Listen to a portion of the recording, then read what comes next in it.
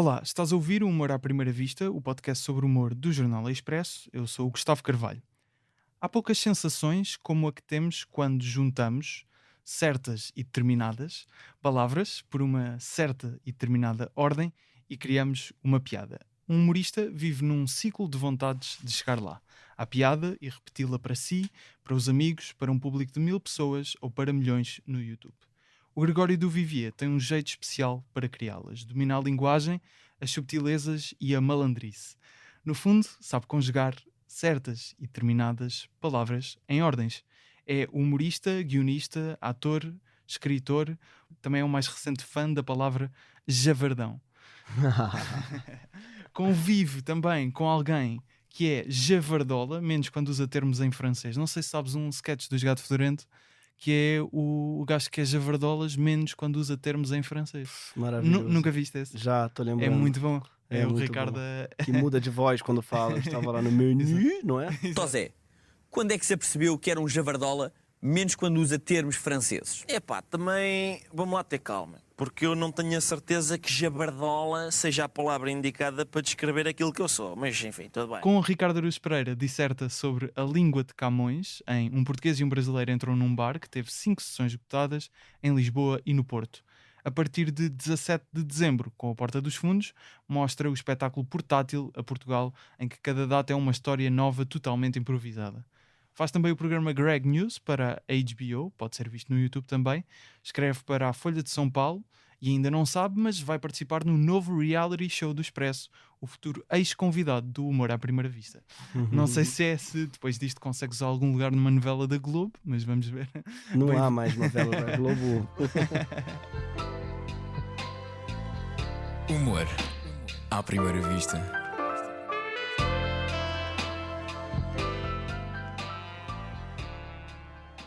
Muito bem-vindo aqui ao podcast, Gregório. Muito obrigado por teres passado aqui nesta estadia por Portugal. Porra, obrigado a você, cara. Adorei esse título, Humor à Primeira Vista. Gostaste? Sim, gostei. Foi uma trabalheira dar título a isto, por acaso. Ótimo. Isto É mais um podcast que não tem vista. Então é muito paradoxal, interessante. Muito obrigado. Não estava assim tão confiante já com o título, mas vieste reforçar aqui esse sentimento. Eu queria começar pelo espetáculo de ontem, que quando nós estamos a gravar ontem foi a estreia de Um Português e um Brasileiro Entram num Bar no Tivoli. Eu estive lá, estive a assistir. Primeiro, parabéns pela conversa, pelo que eu percebo, é como vocês gostam de chamar, não é? Não um espetáculo. Vocês já tinham feito algumas sessões deste género no Brasil. Penso que em Portugal também já tinha existido no Fólio uma sessão destas. Este tema da linguagem é algo que, se nós formos ver muitas crónicas que tanto tu como o Ricardo escrevem, normalmente são temas que vocês já abordam, estas questões da linguagem já abordam nas vossas crónicas e no vosso trabalho. Isso foi o ponto de partida para criar estas sessões? Vocês repararem que tu também falas disso, eu também, que tal juntarmos?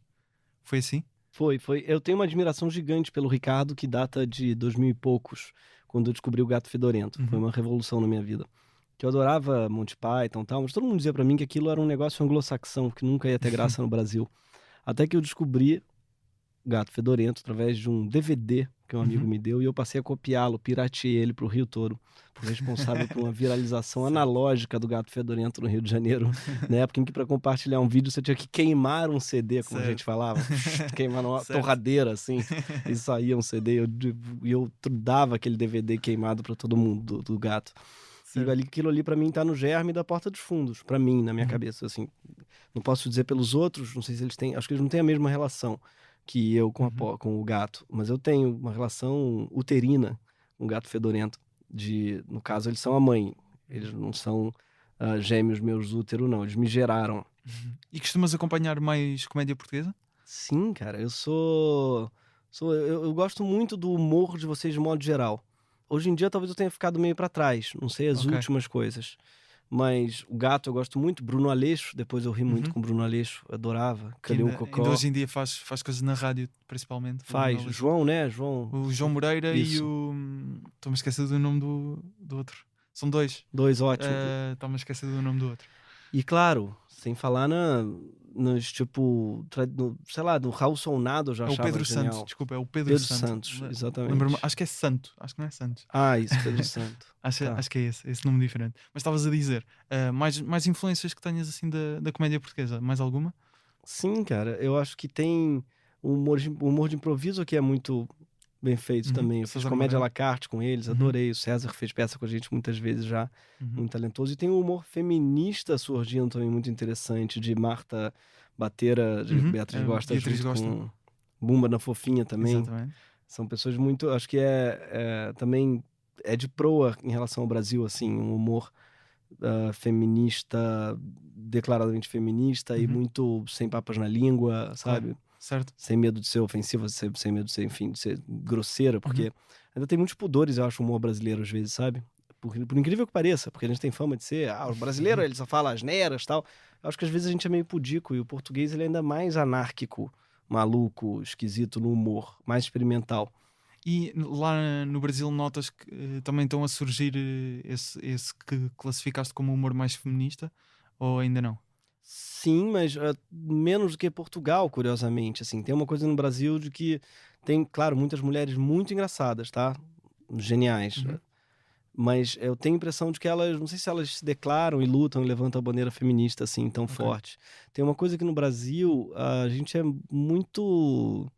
Tem uma cultura antiga e muito vigente de que o humor tem que se dobrar a uma certa classe C, que chama-se assim, uma comédia Ok. mais popular. Certo. Isso significa que ela tem que ser necessariamente não política, não pode falar de religião, não pode falar de marcas, não pode falar... Isso aí está introjetado nos comediantes, porque foi isso que a televisão sempre nos ensinou. Certo. Então não mexe com política, se você é uma mulher, não mexe com feminismo, se você for, sabe, não fala de religião jamais. Tudo aquilo que o Porta desobedeceu, Porta dos Fundos. Mas foram coisas que a gente ouviu muito a vida inteira, sabe? O povo brasileiro não gosta desse humor aí que fala de política, de coisa não. Ou você faz humor ou faz política, sabe? Não entendem como coisas... Mas dirias, por exemplo, no caso da Porta dos Fundos, passaram a comunicar para esse grupo que se calhar não se identificava com aquilo que estava nas televisões, ou ainda assim conseguem, no vosso humor, comunicar tanto para a classe C, como estavas a dizer? Porque acho que, por exemplo, o Ricardo refere isso várias vezes no humor dele, que ele, quando fazia a rádio, gostava de fazer rir. As pessoas estavam a conduzir, os pais, e as pessoas estavam no banco de trás. Portanto, ele conseguia meter piadas para o público mais jovem e para o público mais velho ao mesmo tempo num espaço de, se calhar, 3 minutos. Isso também parece-me que é um bocado, em alguns sketches, se calhar não em todos, mas alguns sketches da Porta dos Fundos também conseguem fazer isso, ou achas que não? Sim, acho que esse é o grande objetivo e que o Ricardo faz muito bem. É você conseguir fazer rir pessoas de idade, de campos, de mundos, de classes diferentes. Eu acho que esse é o grande objetivo do humorista.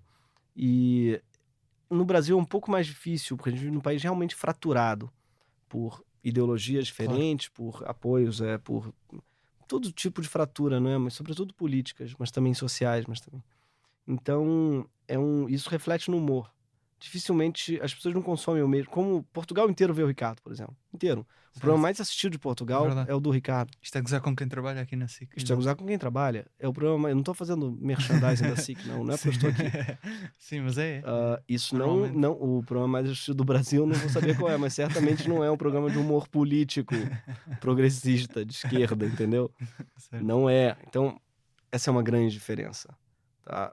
Eu não comunico com a população brasileira. Quem comunica de verdade, sabe, com o Brasil profundo, são os comediantes, digamos, mais despolitizados. Assim, eles não falam de política. Não são nem bolsonaristas, eles não falam de política. Tem medo de perder contratos milionários, ou então eles têm medo de perder o público bolsonarista, ou então eles...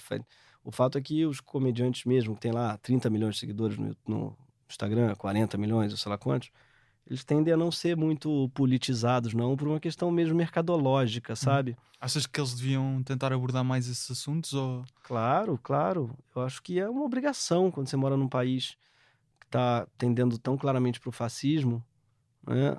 Você falar de política não é uma questão de preferência, não é como eu gosto do verde, outro gosta do amarelo. Alguns falam isso, né? Certo. O que seria do azul se não gostassem do amarelo? Se o azul for um fascista genocida... Claro. É melhor que ninguém goste dele, é melhor que a gente fale disso, né? Você comparar um sujeito com uma cor tão inofensiva quanto o azul ou quanto o amarelo.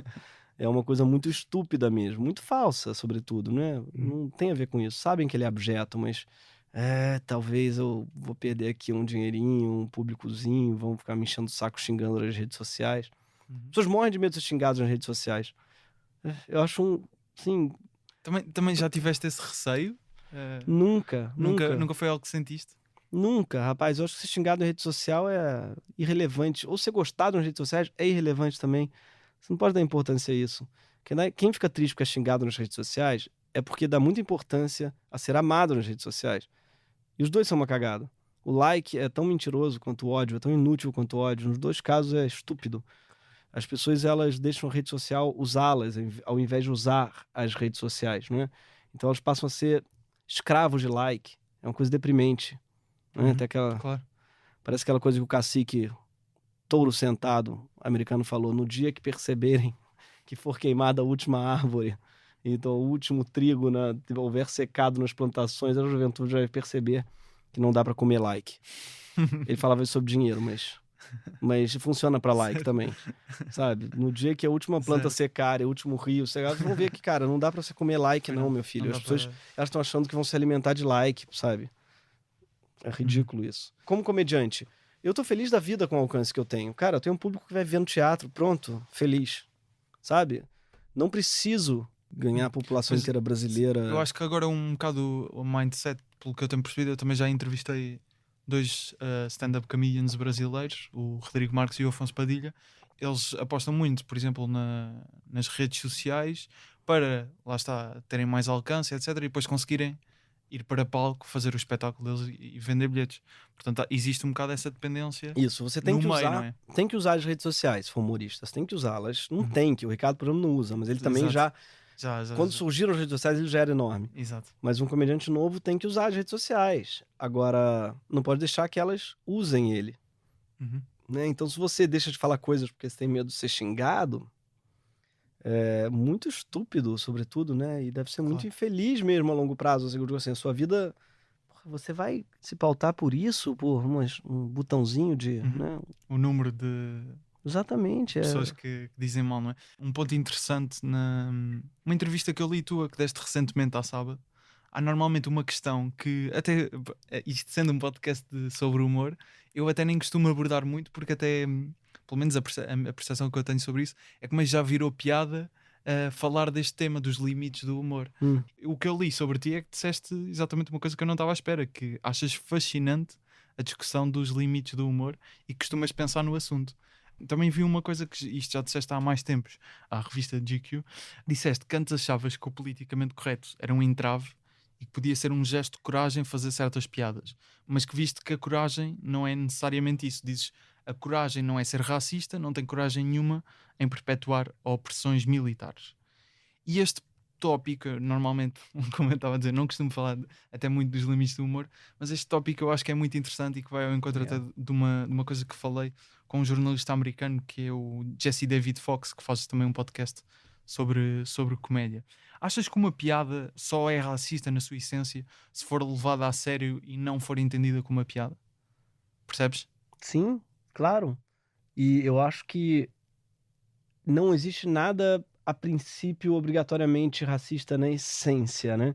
Eu acho que você sempre tem que colocar em contexto. Um comediante, o Chappelle, quando ele faz piadas com negros, ele tá sendo racista? Eu acho que não. Né?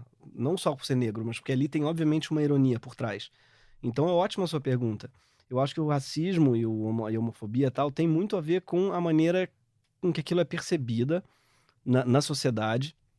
Eu acho que tem uma coisa especialmente perigosa no Brasil. Por quê? Que é diferente de Portugal. E eu digo isso em geral com o Ricardo também.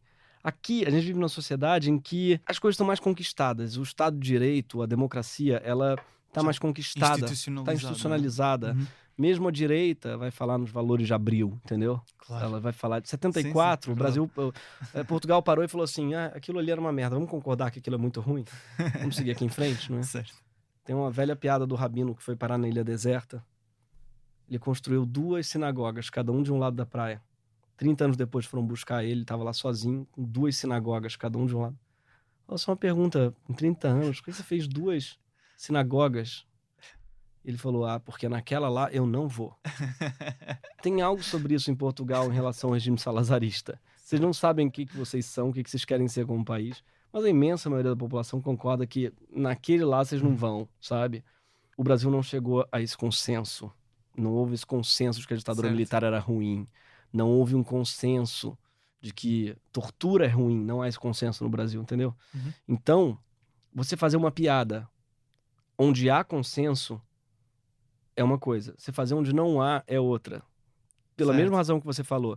Você fazer uma piada racista para uma plateia, para quem o racismo já foi obviamente superado, embora claro que exista muito racismo em Portugal, Ainda, claro. mas eu acho que no Brasil é uma chaga e uma ferida muito aberta ainda, porque o racismo lá existe, talvez igual ou mais forte que no Portugal, mas o essencial é que o racismo lá mata, sabe, milhares de pessoas por ano e encarcera Claro. 500 mil pessoas Uhum. negras. É uma realidade Estão presas. diferente até também pelo tamanho. Claro. Isso, então você vai fazer piada com isso?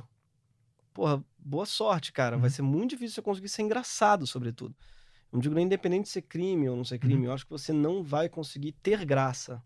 Estavas a dar o exemplo do Chapéu. Ele consegue ter graça quando faz piadas sobre isso. Depende, obviamente, da posição que ele tem quando faz a piada. Ou seja, é preciso existir um maior cuidado ao fazer a piada, certo? É isso que está na gênese Cara, da forma como a piada é entendida. no ou não? fundo tem um pouco a ver com educação, com polidez, Uhum. tá? Eu acho. Tem a ver com mais do que crime. Por isso que eu acho que pra mim não é um crime fazer uma piada Uhum. errada nesse aspecto, assim, uma piada que vai pegar muito mal, que vai ofender as pessoas. Mas é um erro de etiqueta, sabe? Minha mãe me dizia, você não fala de corda em casa de enforcado. Não sei se existe essa expressão aqui. Acho que não. É uma boa expressão. Você não vai ficar falando de corda. Olha a corda que eu comprei, o pai da sua amiga foi enforcado. Vai ficar lembrando de que foi enforcado, esse negócio triste.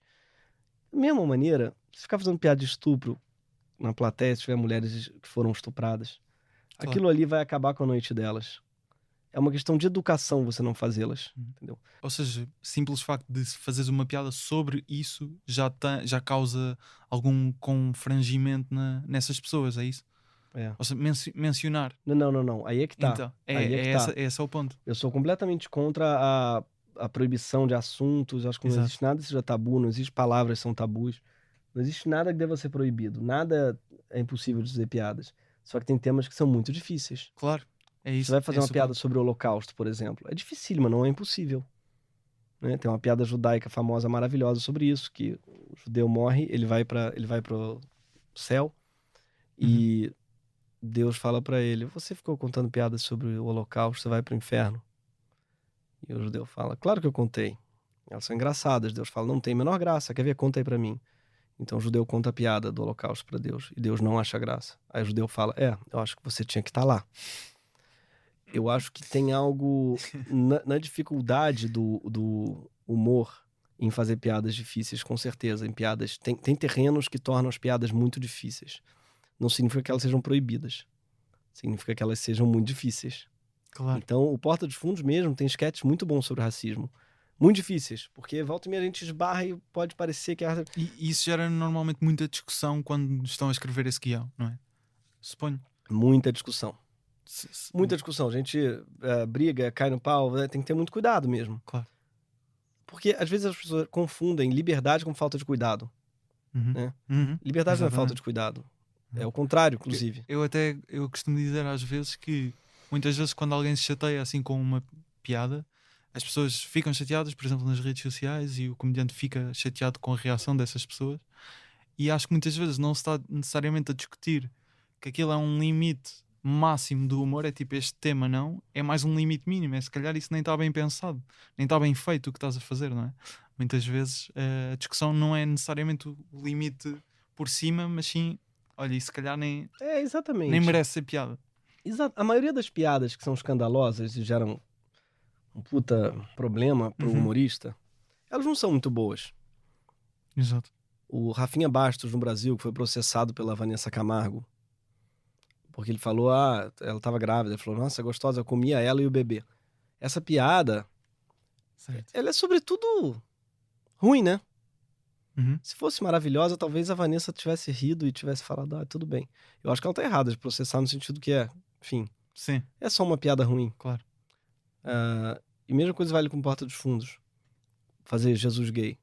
Talvez a piada não fosse espetacular se os evangélicos tivessem rido junto, não é? Claro. Mas ainda assim, você vai processar, você Sim. vai jogar um coquetel molotov Isso não. por causa de Jesus. Você não tem nem. Se você ainda fosse ele, mas você não tem nem parentesco, não tem Mas nem. tu hoje olhando para esse especial de Natal que foi da Porta dos Fundos, há coisas ali em termos de piadas que vocês consideram que se calhar não tem muita graça? Ou... Não pelo ofensivo. Acho que Sim. não é nada ofensivo aquilo ali. Jesus ser gay, ele é ótimo, ele é adorável. Claro. Não tem nada de ofensivo. O anterior era mais ofensivo. Jesus, se eu não me engano, cheirava pó. Isso não ofendeu a Foi eles. o que ganhou o Emmy, o É, anterior, não é? Isso. Exato. O Ganhou o Emmy Emmy. de melhor comédia. Não se ofenderam. Agora no outro que ele é gay, ficaram ofendidíssimos. Claro. Mas o que eu digo, talvez a gente devesse, assim, talvez... E essa ofensa aí, desculpa interromper, até é pela forma como eles percepcionam o que é ser gay. Não é? Claro, tá já neles, diz tudo. tá neles. Eles devem ser processados por homofobia. Claro. É que a gente tem mais o que fazer do que ficar Exato. processando eles. Mas quem processa o Porta dos Fundos por injúria, por difamação ou por intolerância religiosa, ao dizer que Jesus é gay, a gente é que processar essas pessoas de volta por homofobia. Claro. Mas nós nunca vamos fazer isso porque nós temos mais o que fazer, mas Certo. eu acho que faria todo sentido. Não é esse o negócio, claro. Mas tu referiste o chapéu, chegaste a ver este último sol que ele Não, meteu? esse último não, viu o penúltimo. O penúltimo, ok. Ia-te perguntar uma cena sobre lá porque foi, lá está, gerou bastante polémica. Mas uma coisa que eu não sabia e encontrei quando estava aqui a fazer a pesquisa, até que também toca um pouco aqui neste tema. Houve um sketch da Porta dos Fundos que se chama Travesti, que foi bastante criticado, e depois isto já foi em 2015, já foi há muito tempo. Vou apelar aqui a tua memória. Mas na altura depois chegaste a pedir desculpas à comunidade que se sentiu ofendida e dizes nesse comunicado que não funcionou e acabou por reverberar o preconceito que já existia quando o teu propósito era fazer o contrário. O que é que achas que ali não resultou e como é que hoje em dia, depois desse acontecimento, a olhar para as coisas que escreves, tens atenção a tentar que isto não volte a acontecer? Perfeito. Aquele sketch é um que eu acho que a culpa é totalmente minha. Eu achei que fosse engraçado uma inversão do tipo... É muito comum os homens, ao saírem com uma travesti, ao descobrirem que é travesti, eles ficarem revoltados e ter uma atitude transfóbica com elas, né? Esse é um episódio triste, que acontece bastante, parece. E eu pensei que podia ser engraçado, ingenuamente, o contrário, um homem que sai com uma mulher achando que ela é uma travesti, chega em casa, descobre que ela é uma mulher cis e fica revoltado.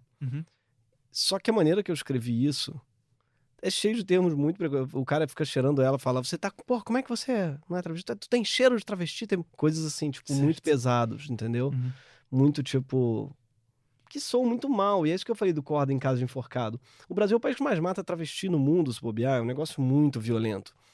E aí eu vou ficar rindo, usando os mesmos termos que os caras usam quando batem, sabe? Quando agridem. Eu vou ficar... É indelicado pra caramba. Por quê? Porque é uma ferida aberta. Eu acho que se a gente morasse num país em que isso não acontecesse, ou que isso tivesse acontecido no passado, eu podia fazer o mesmo sketch igualzinho. Mas pra mim o problema é que enquanto tá acontecendo, meio que não tem graça, sabe? O humor, ele precisa de uma certa... Distanciamento. Exatamente. Não é? Distância mais tempo. Tem aquela velha fórmula, o humor é distância mais tempo. Como o Ricardo gosta de lembrar, a frase do Mel Brooks, né? Humor é quando você Quando alguém cai num poço e morre. Exato. Tragédia é quando eu quero minha unha. Alguma coisa do tipo, né? Sim. Ou quando me acontece a mim, exato. Sim. Algo assim, exato. Uma coisa banal quando acontece pra você uma tragédia, enquanto uma coisa... E no caso desse humor travesti no Brasil, é muito real, muito brasileiro. É uma ferida muito aberta pra gente conseguir rir, sabe? Mas achas que aí, por exemplo, eu percebo que a ideia de inverter tenha piada visualizada, não é?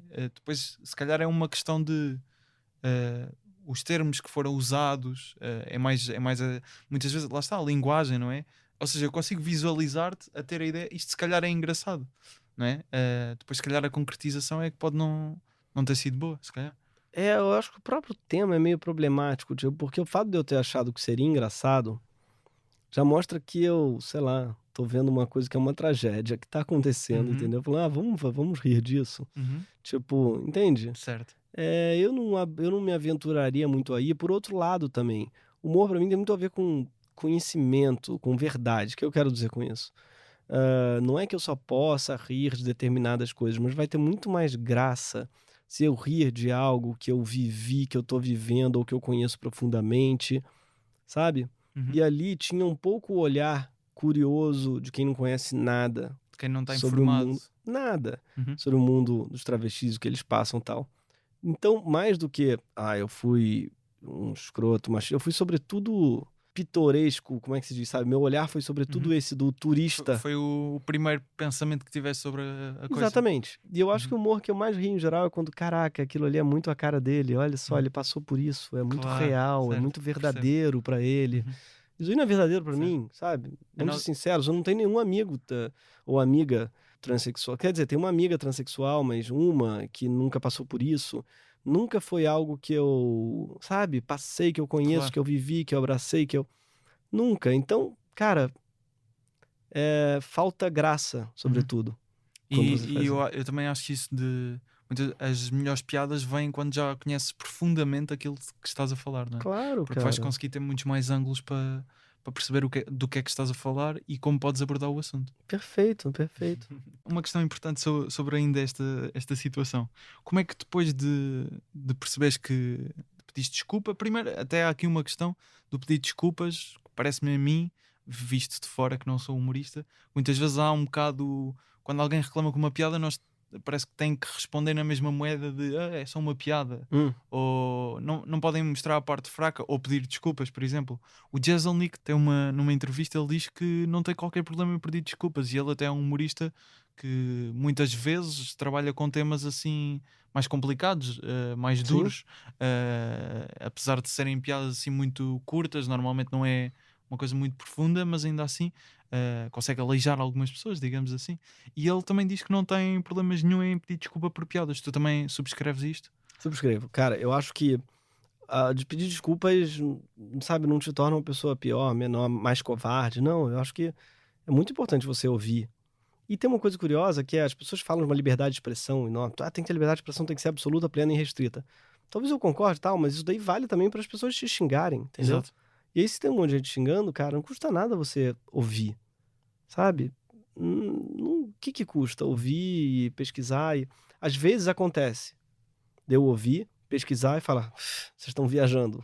Não vou pedir desculpas porque vocês estão falando merda, Certo. entendeu? Claro. Por exemplo, tem um sketch que eu botei um cara cheirando pó. Associação dos Narcóticos Anônimos, sei lá o que, dizendo que aquilo é um gatilho pra quem largou a cocaína. Mas eu tô cagando, porque assim, querido, a vida é cheia de gatilhos, tá? Claro. Você quer, por exemplo, talvez o açúcar, tem que talvez pintar ele de roxo, porque ao você ver um açucareiro, a pessoa vai querer cheirar pó, ou o sal, você então vai... Cara, não, o mundo Claro. tem gatilhos, o mundo é um grande gatilho. Essa cultura do gatilho eu acho uma estupidez sem tamanho. Então, com esse tipo de queixa, eu ouço, claro, falando, fala mais sobre isso. É muito difícil para a pessoa que cheira pó, que parou, ela vê uma outra pessoa cheirando. Sim, mas então você quer excluir do mundo Qualquer gatilho. qualquer gatilho? Claro. Não, porque eu acho que o gatilho ele é uma responsabilidade de quem tem. Claro. E de modo geral, a categoria da ofensa, eu não respeito muito. Eu acho que, por exemplo, o que as travestis sentiram não é bem ofensa. É diferente. Então. Ali. Eu acho que quando elas falam, por que me toca? Porque não é do tipo assim, isso é sagrado pra mim e você brincou com o meu sagrado. Sim, isso aí, o nome disso é humor, brincar com o sagrado. Não é essa a queixa dos travestis. Se fosse, eu falaria, foda-se. A queixa, quando elas falaram desse sketch, é assim, foi muito triste pra mim, tocou cordas muito dolorosas, porque eu ouvi exatamente as mesmas frases e porque você fez ali uma inversão com um tema que você claramente não conhece, porque são críticas que eu acho mais pesadas e mais, sabe, pra mim me tocam mais. Porque consegues rever-te nelas, consegues perceber Isso, que eu consigo que entender são- muito mais a entender, dor claro. delas do que, no caso, por exemplo, dos evangélicos. Você me ofendeu. Cara, as travestis, quando elas se sentem ofendidas, é porque a gente falou de travestis, botou um homem, uma mulher vestida sabe? Tipo, caracterizada com Claro. uma a gente botou, a gente encenou elas. Então, eu acho que faz muito mais sentido elas se ofenderem, entre aspas.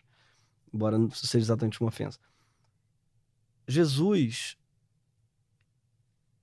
Você não é Jesus, como é que você vai se ofender? Você ama ele, você é filho dele, você é uma pessoa que você ama, mas que ninguém nem sabe se existiu. Claro. É uma figura mitológica, feito Zeus, feito Atena, feito... E você, de repente, se vê, se tem uma procuração dele para se ofender por ele. Quem te deu essa autoridade, entendeu? Por isso que é muito diferente e eu não consigo Claro. respeitar a dor dessa pessoa. Claro. E como é que tu, depois de uma situação destas, de deparaste com algo que percebes que o outro lado está certo em relação a algo que tu se calhar podias ter feito melhor no teu trabalho, como é que tu passas a percepcionar o teu trabalho após esse sketch enquanto humorista? Então, eu tento não me policiar muito, Uhum. porque eu acho que é melhor pedir desculpas do que pedir licença. E de verdade, eu não acho que o humor tem que ficar pedindo licença, não. Ó, com licença, agora eu vou fazer uma piada de travesti, agora eu vou fazer uma piada. Gente, alerta de Até gatilho. porque quebrava completamente os ritmos, não Completamente é? a graça, ia Claro. fuder pra todo mundo, não ia ter graça pra ninguém. Eu acho que pedir licença é muito ruim. Acho que o humorista não pode pedir licença. Como aqueles avisos de este Não, programa pode isso já conter fodeu. linguagem, não é? Agora, o ideal é que você introjete esse conhecimento da alteridade das pessoas a ponto de não precisar se censurar e apenas não fazer mais essa piada, sabe? Essa história do travesti, por exemplo, me levou a ler mais sobre o assunto, me levou a conversar, ver entrevistas, e essas piadas não viriam mais porque elas não seriam mais verdadeiras para mim. E eu acho que isso que é o essencial. Uhum. Você não tem que chegar num ponto em que você se censura, mas tem que chegar num ponto em que você entende melhor as realidades, entende? Por exemplo, quanto mais eu leio a Bíblia, mais eu acho engraçado. Inclusive, quem escreve os sketch bíblicos em geral, o Fábio Porchat, porque ele é o que mais conhece, ele estudou numa escola católica, ele sabe tudo de Bíblia. Ok. Agora, se eu começo a ler sobre isso, as figuras oprimidas, eu acho que você para de achar graça. A maioria dos comediantes fica achando engraçadão de fazer piada racista. Não tem nenhum amigo preto, entendeu? Que vai virar pra eles. É que, só explicando que o termo preto no Brasil não tem a mesma acepção que aqui. Ok. Lá, negro e preto, você usa os dois. Ok. Não indiscriminadamente, mas não tem nenhum problema. Você fala a palavra. Aqui ela tem uma conotação mais negativa. E no Brasil, eu duvido que esses caras tenham um amigo negro. Duvido. Sabe? Esses caras não tem. Tem um token. Um cara fala assim, esse aqui é meu amigo preto. Mas ele não tem menor. Ele não tem intimidade. Pode-se relação. ter amigos e não ter conhecimento sobre a Isso, causa em si, Bolsonaro não é? tem um grande amigo negro Claro. ao lado dele, que é o Hélio Bolsonaro. Há um filme do Tarantino, o Django, das personagens mais racistas é É. o mordomo, que é negro. Isso, Não é? é ótimo Há- aquele personagem, Há muito também, exato, complexo. que é o Samuel Jackson, Samuel que Jackson, faz. né? Portanto, isso não quer dizer nada, claro. Ia de passar aqui, vir um bocadinho, aliás, ao que estávamos a falar atrás, porque há uma pergunta que eu faço sempre em todos os episódios e em ti até surge mais a contexto, que é: Como é que conheceste o Ricardo?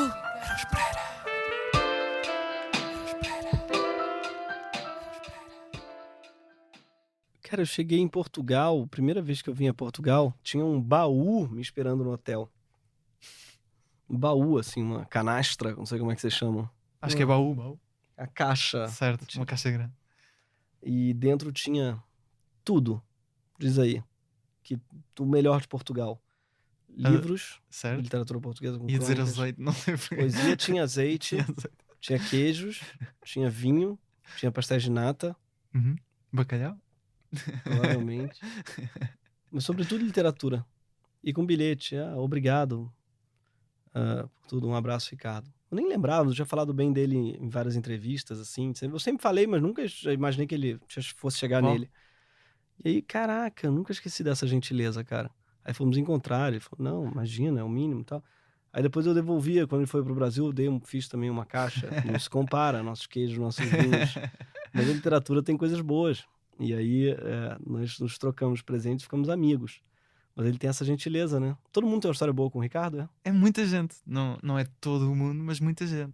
Eu admiro muito que ele não tem rede social, né? Acho que só isso já torna ele um excêntrico. Uhum. A pessoa que não tem rede social, ela tem uma sabedoria, eu já trato como um guru. ela não é Já contaminada. parece mais forte que nós, não é? Consegue, Exatamente. de alguma forma, tá Essa pessoa, ela vai ao banheiro e ela apenas faz banheiro. Ela apenas Certo. medita, sabe? Ela não tem um Instagram, um meme. Como é que ela tem acesso aos memes? Como é que ela chega lá? Pois. É admirável, é um caçador-coletor. Uma coisa que me surpreendeu também do Ricardo é a educação para além do baú, não é? Não só a educação, Certo. Além do bom. a elegância, que é uma coisa que nós humoristas brasileiros não temos, sabe? O Ricardo tá sempre impecável, um terno Certo. muito bem cortado, fuma charutos, Exatamente. apenas em lugares abertos, para não intoxicá-los.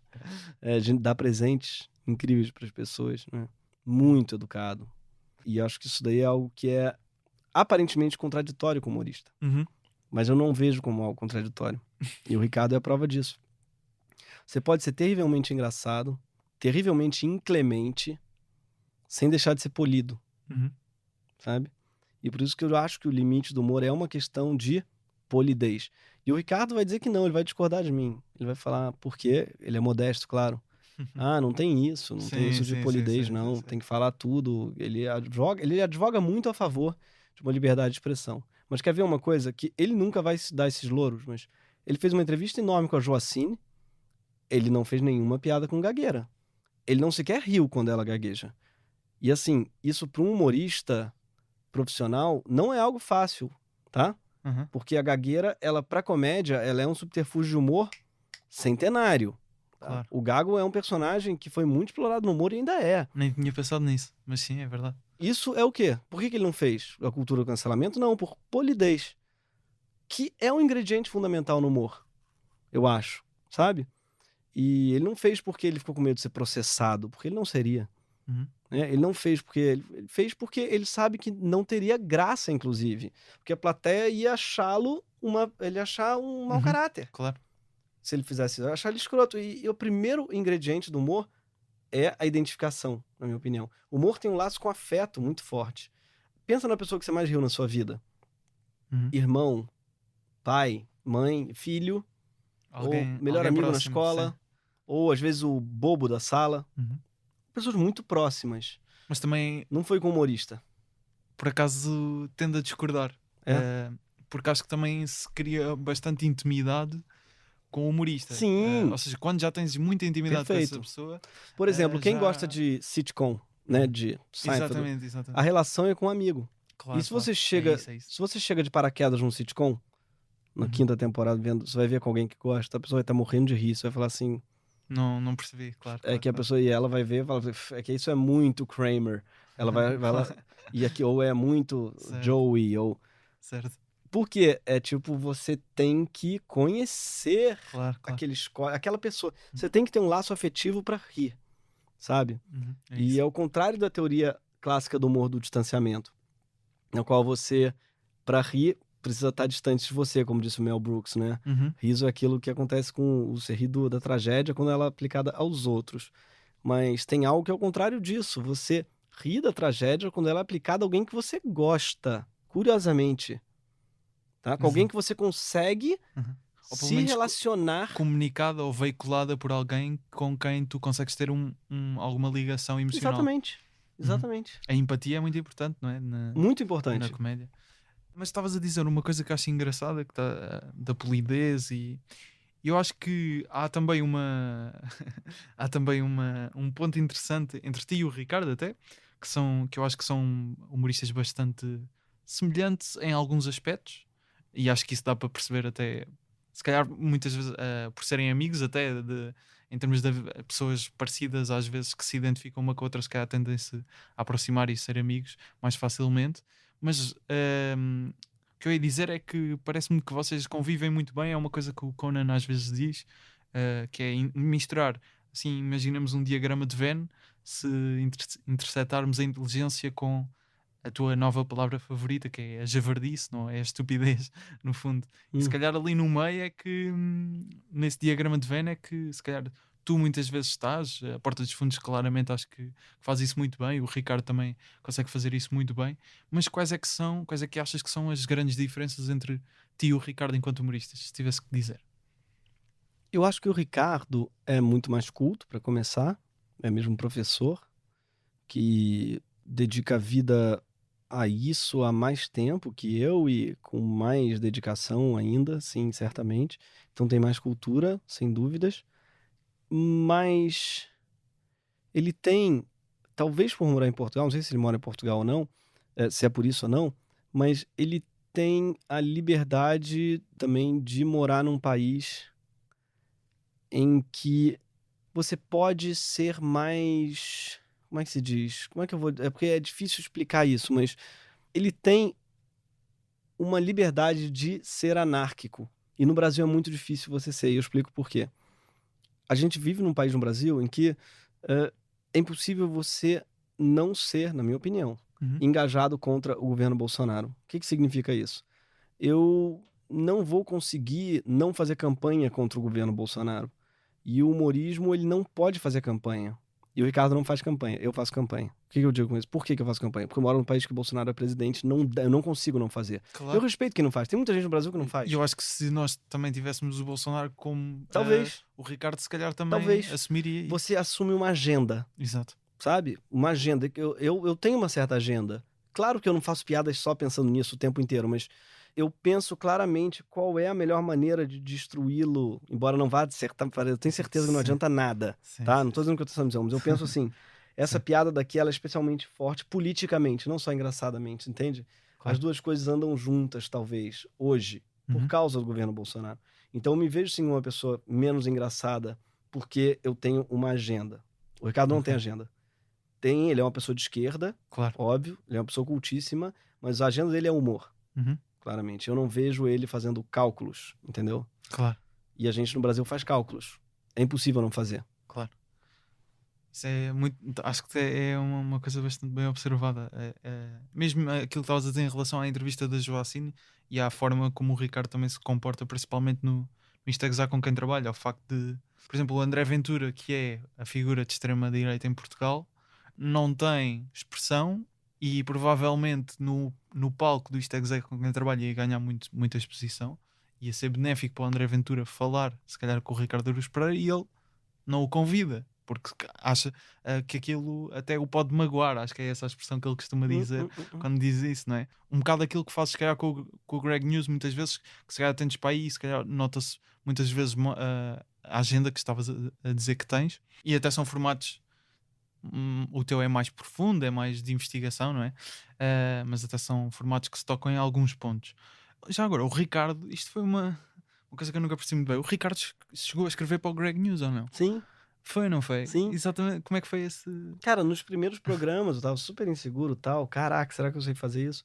E o Ricardo me escreve, vai fazer um programa de humor político? Eu falei, vou, tal, que legal, posso colaborar? Eu falei, como assim?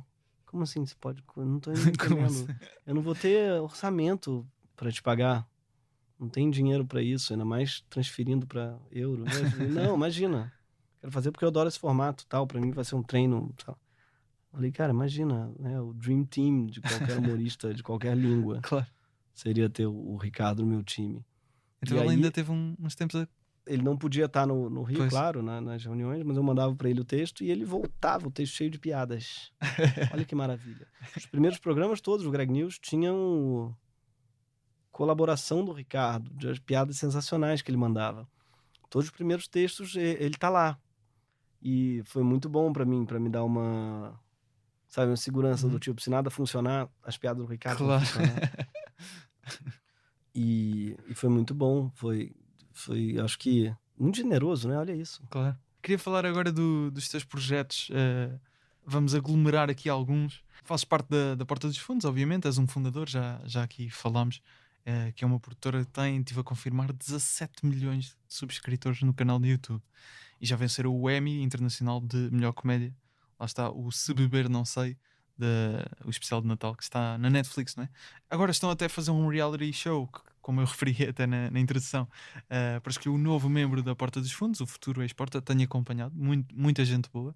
Além disto, o Greg News, desde 2017 na HBO, misturas informação e humor. Está também disponível no YouTube os episódios. Escreves para a Folha de São Paulo, tens livros de crónicas e também poesia publicados.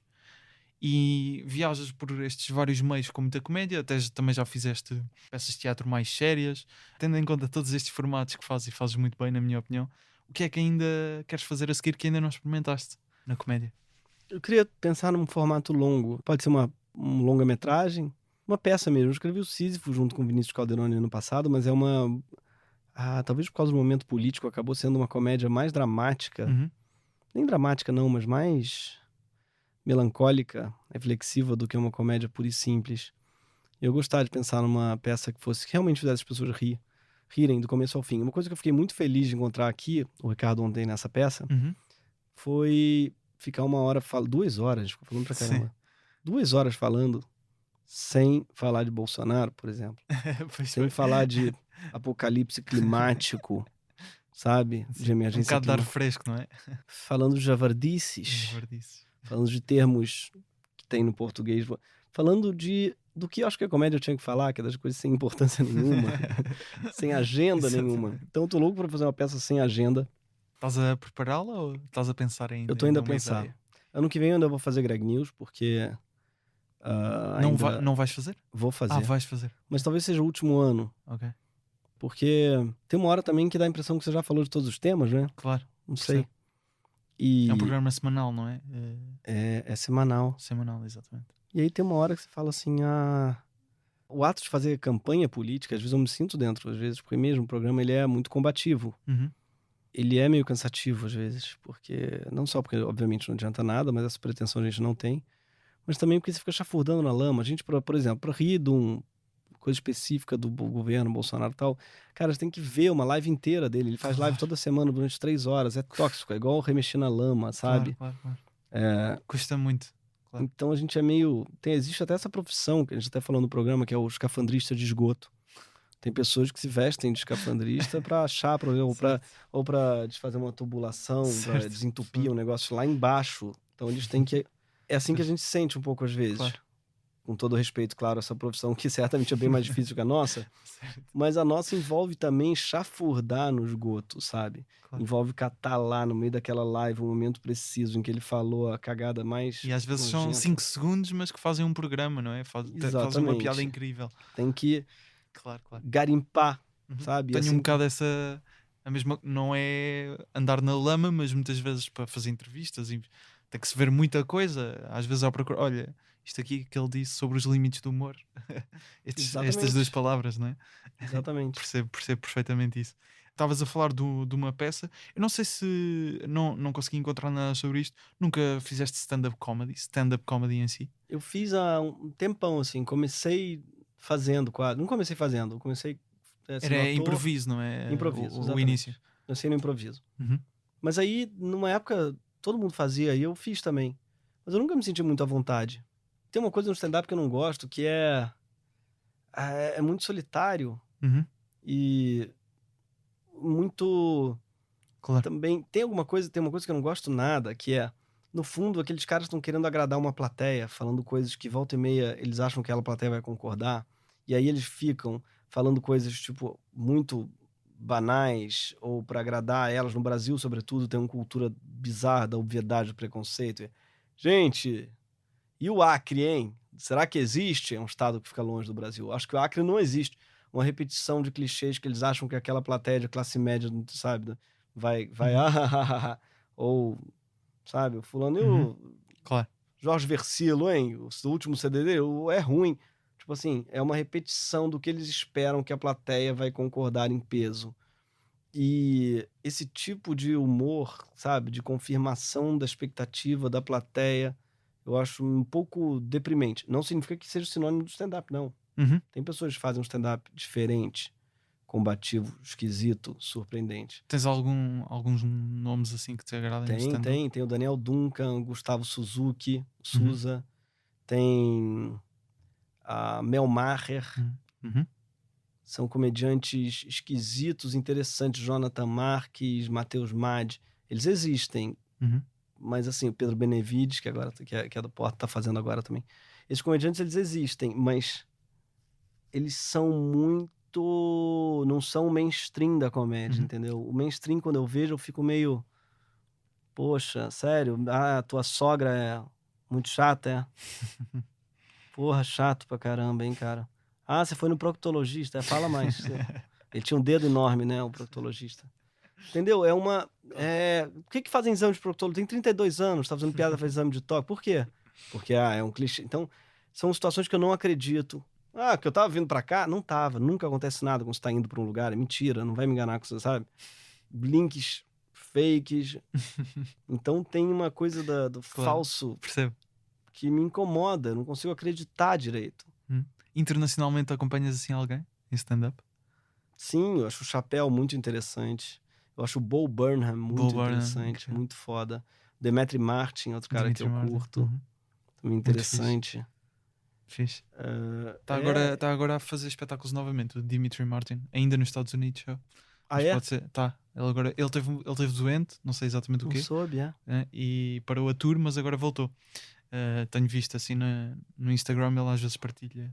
Tem um cara datas. que eu adorei recentemente. Ah, não, mas não é stand-up, não. Mas é o John Wilson, já viu? How to with John Wilson. Sim, incrível. Vai ter agora a segunda é? temporada. Estreia Aquilo este ali eu mês. achei genial, cara. Acho que é para a semana, talvez estreia na Ai, que HBO. legal. How to with John Wilson. Que a primeira temporada já está na HBO e a segunda vai estrear este ano. Muito bom.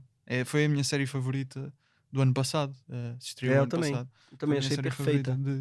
de comédia. Que Total.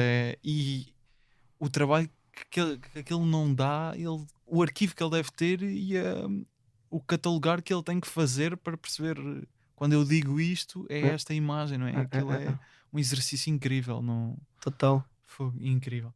Uma das coisas relacionada com o Greg News que eu ouvi dizer que também costumas consumir o Last Week Tonight, o Daily Show, esses formatos assim de informação e humor. Achas que é de alguma forma problemático se passarmos a consumir a informação através dos humoristas?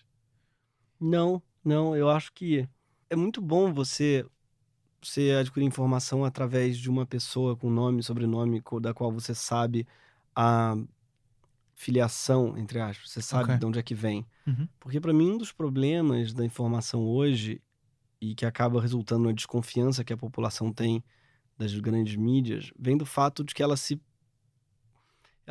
propõe... O jornalismo tem que ser independente, mas nunca consegue, na verdade, não é? E aí se propõe imparcial, Uhum. quando na verdade a gente está cansado de saber que não é. E não tem problema não ser, mas eu acho que vale assumir isso. E o humorista é uma pessoa que assume. Você sabe de onde é que aquela informação vem. Tem o rosto, tem um nome, tem uma posição política, tem uma... Você sabe. Então, só isso já torna mais honesto a coisa. Uhum. Sabe, o jornalismo, ele, muitas vezes, o grande jornalismo, né, da grande mídia, ele se propõe, muitas vezes, apolítico, né? Despolitização, são espectadores do jogo político. Como se fossem só espectadores, quando, na verdade, eles estão dentro da arena. Isso aí faz com que a população desconfie, eu acho, com razão mesmo. E o humorista, ele é um sujeito que assume, que tá lá no meio da arena, apanhando sempre. Não acho que ele tá lá ganhando, não. Mas ele tá lá apanhando, mas ele tá lá no meio do ringue. Claro. Sabe? Eu acho. E essa consciência, essa franqueza do humorista, eu acho que é isso que atrai as pessoas. Ou seja, achas que o jornalismo se propõe a passar as notícias de forma imparcial, mas se a sociedade não entende dessa forma, se não considera que são imparciais, não tem mal se for o jornalista ou o humorista a dar. Eu acho, é. É isso. Eu Ok. acho. Há uma rubrica que temos aqui sempre no podcast também. Queria-te perguntar qual é que é assim um texto ou um sketch ou um beat que te lembres de outro humorista que gostavas de ter sido tu a escrever, a ser o autor. Tem do Ricardo, claro, eu tô meio repetitivo, mas eu amo um gajo a quem parece suceder alguma coisa. Certo. Cara, o cara fica horas falando Sim, e você não sabe o que aconteceu. Eu vi lá E de tal, cima. aí veio disse e tal. Lá e tal é o quê? É muito bom, é um cara Falam, revoltado com e não aquilo e vê. é tão bom. O gajo a quem parece que sucedeu. Cara, aquilo é muito bom. Mas foi o primeiro que me ocorreu, não é algo...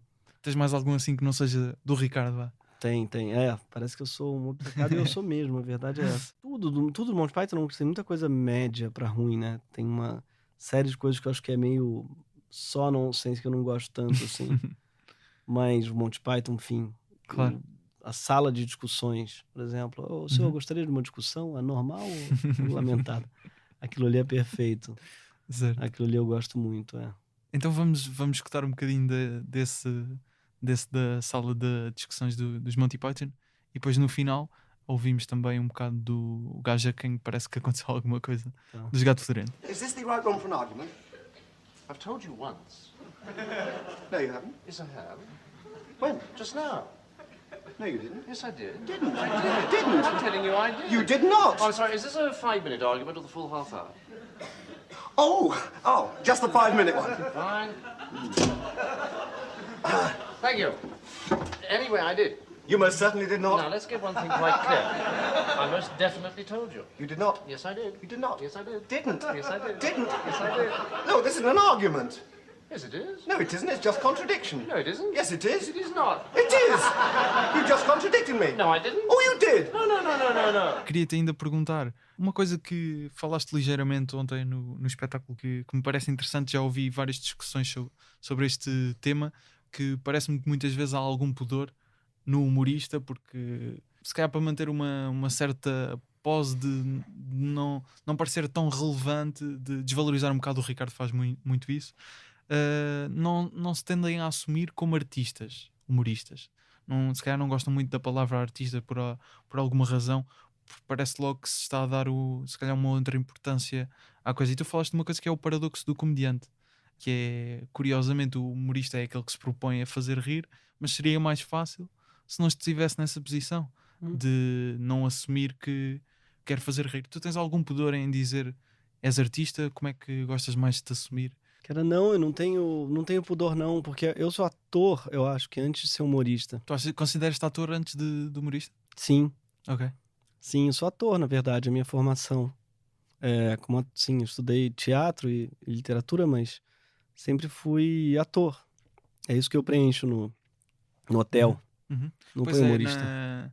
No cabeçalha, antes da crónica da Folha de São Paulo, diz Ator, ator e escritor, é verdade. Eu amo humor. Quando eu digo ator, não é por descrédito do humor, não. É porque realmente eu acho que é o que eu estudei mais, assim, é o que eu fiz durante mais tempo. É só por isso. E porque eventualmente faço coisas que não são humoristas. E também porque eu acho que tem alguma coisa no ator que, quando ele lembra, às vezes é melhor esquecer que você faz humor, sabe? Uma coisa que eu aprendi é que é mais engraçado quando você tá fazendo drama. As pessoas às vezes falam, acho que eu não sei fazer comédia. Os atores falam isso, eu não entendo. Não sei fazer comédia. Tipo assim, cara, basta você fazer de verdade. Né? Os melhores comediantes são os que fazem de verdade. São os que não fazem comédia. E a pior coisa que você pode fazer quando você é ator é ligar um botão da comédia. Claro. Que te faz falar, sabe? A entrega fica estragada.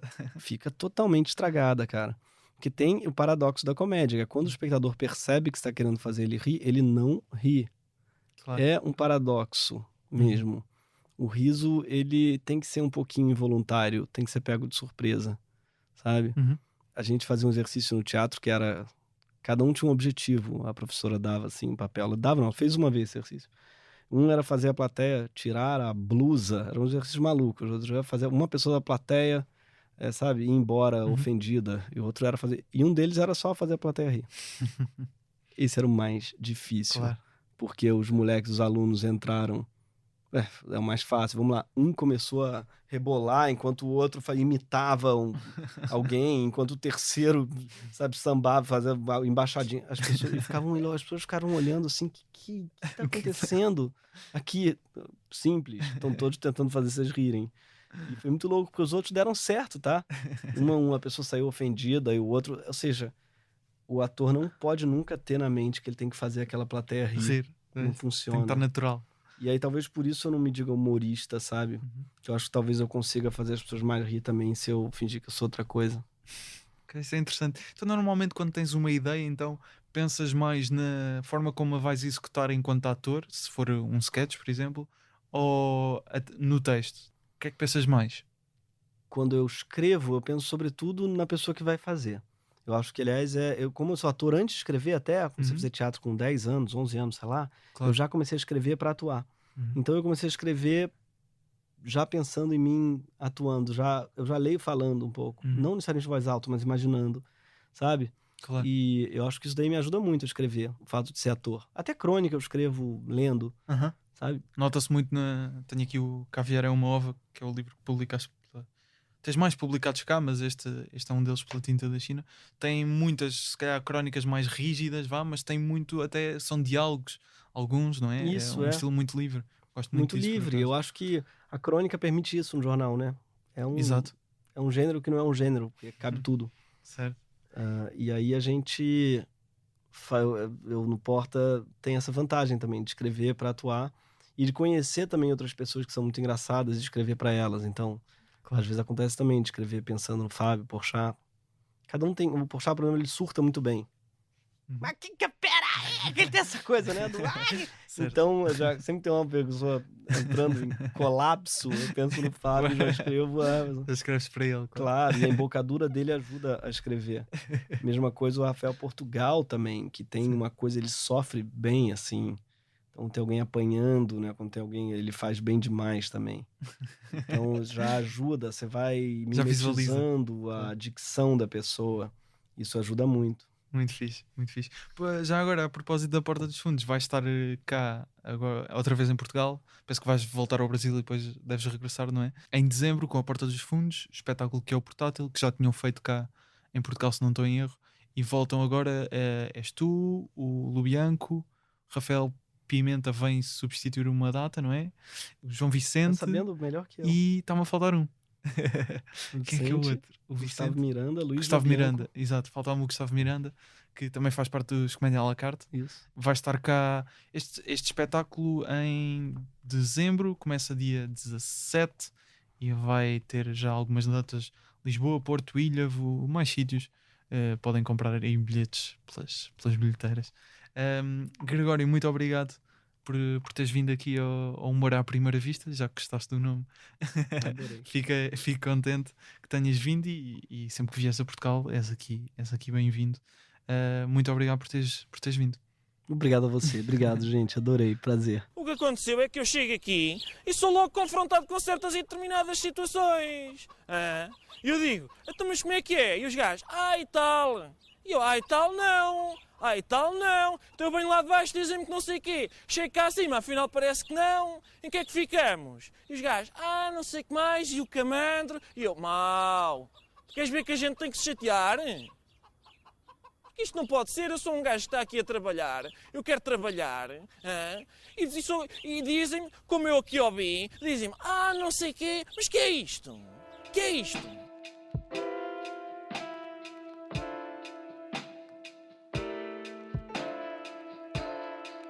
Podes acompanhar o Gregório Duvivier em @gduvivier no Instagram. Segue-nos também em humoraprimeira-vista.podcast e eu em Gustavo Rito Carvalho. A produção, edição, pós-produção de áudio e apresentação são feitas por mim, Gustavo Carvalho. As fotografias e o vídeo são do João Pedro Moraes. Jingles e genéricos são do Ruben de Freitas e do Luís Batista. Quem dá a voz é o Tiago Filipe e o Rui Mirama. As ilustrações são do Nuno Amaral. O logótipo foi também feito pelo Nuno Amaral e pela Vanessa Garcia. Obrigado por ouvires. Estou aqui quinzenalmente às quintas. Até um dia.